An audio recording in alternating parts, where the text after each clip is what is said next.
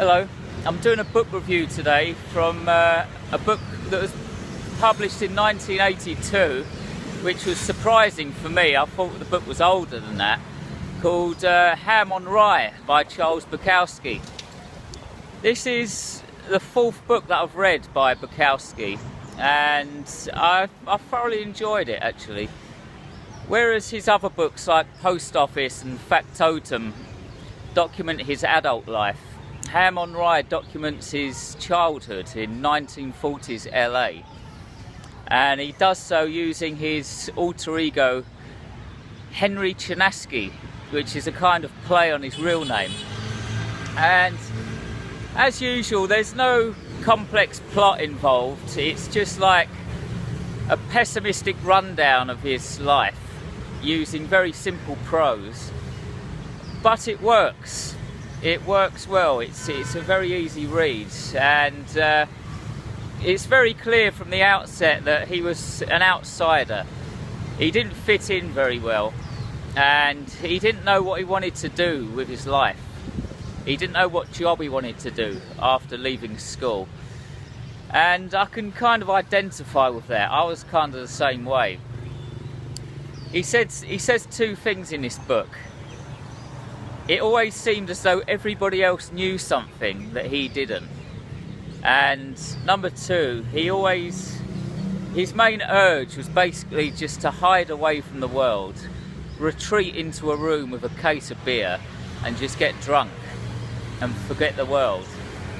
And I can kind of identify with that in some ways. It's very honest, at the very least. Memorable scenes in this book for me are... He describes having to mow the lawn for his father.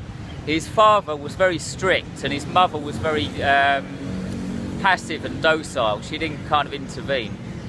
And so his father used to make him mow the lawn every Sunday.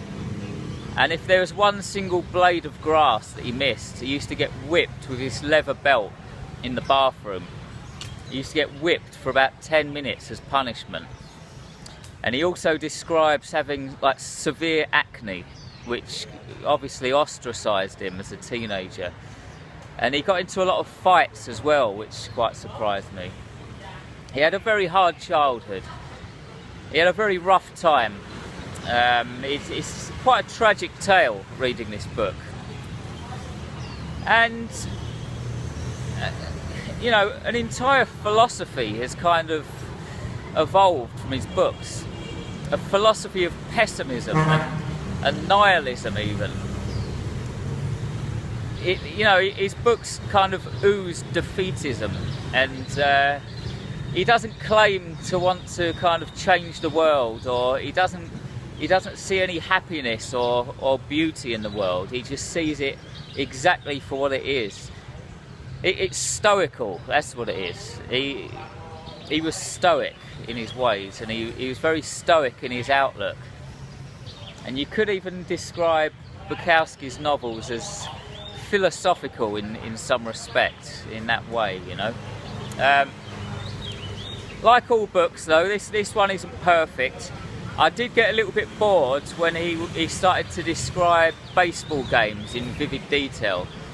I didn't, you know, who wants to read about baseball scores and any precise moves and stuff?